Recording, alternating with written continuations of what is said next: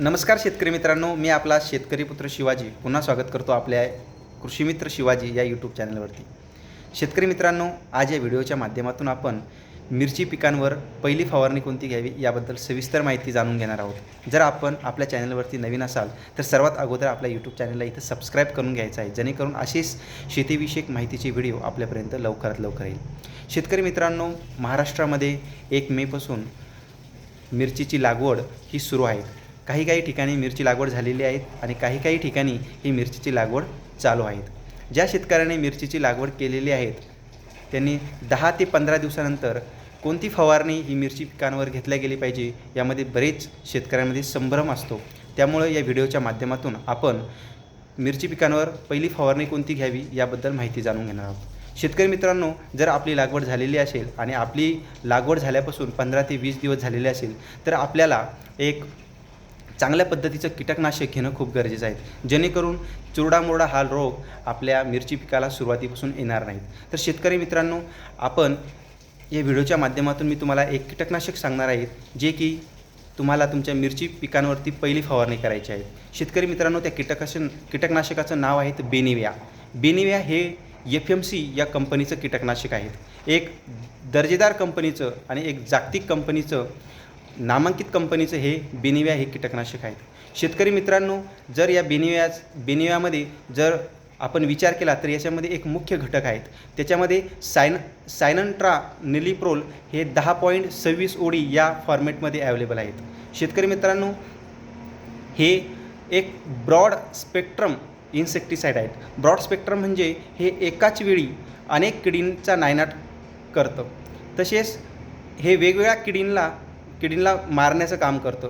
त्यामध्ये मग रस शोषक करणाऱ्या किडी असेल किंवा पाने खाणाऱ्या जे काही किडे असेल, ज्याच्यामध्ये मग तुमची पांढरी माशी असेल, फुलकिडे असेल, मावा असेल, तुरतुडे असेल, तसेच मित्रांनो पाने खाणाऱ्या ज्या आळ्या असतात जसे की नागाळी, शेंडा आणि फळ पोखरणारे आळे यांच्यासाठी नियंत्रणासाठी बेनिविया हे अतिशय उत्तम प्रकारचं कीटकनाशक आहेत।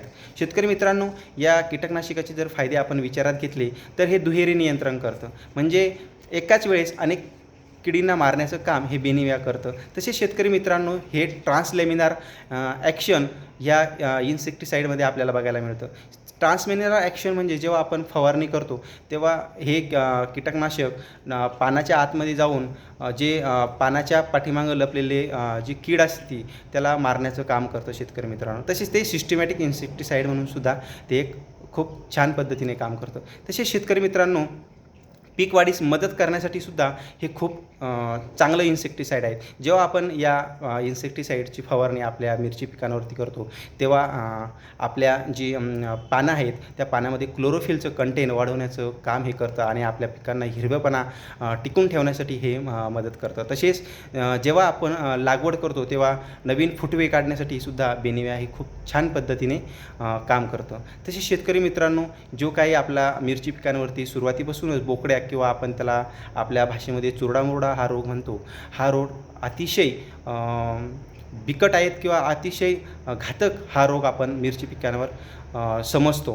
कारण ह्या जो चुरडामुरडा किंवा बोकडाचं नियंत्रण करण्यामध्ये जर शेतकरी असमर्थ ठरला तर नक्कीच त्याचं खूप आर्थिक नुकसान आपल्याला बघायला मिळतं आणि जेव्हा याची लागण होते तेव्हा हा जो रोग आहे हा कंट्रोल करणं खूप अशक्य होऊन जातं।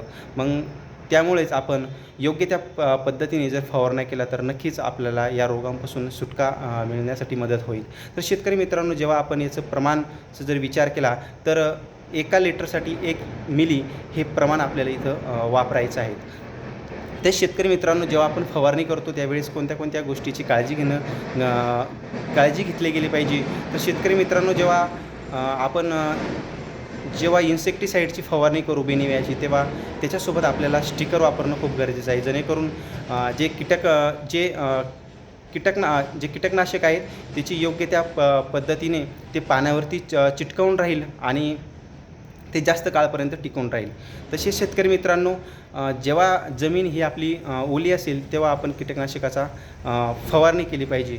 तसेच शेतकरी मित्रांनो, माझे एक सांगणं राहील की जेव्हा आपण हे कीटकनाशक फवारू तेव्हा आपल्याला सिंगल कीटकनाशक फवारायचं आहे. यासोबत कोणतंही कीटकनाशक आपल्याला घ्यायचं नाही, जेणेकरून याचे रिझल्ट हे सिंगल इन्सेक्टिसाईड फवारल्यानंतर याचे रिझल्ट खूप बेस्ट आहेत.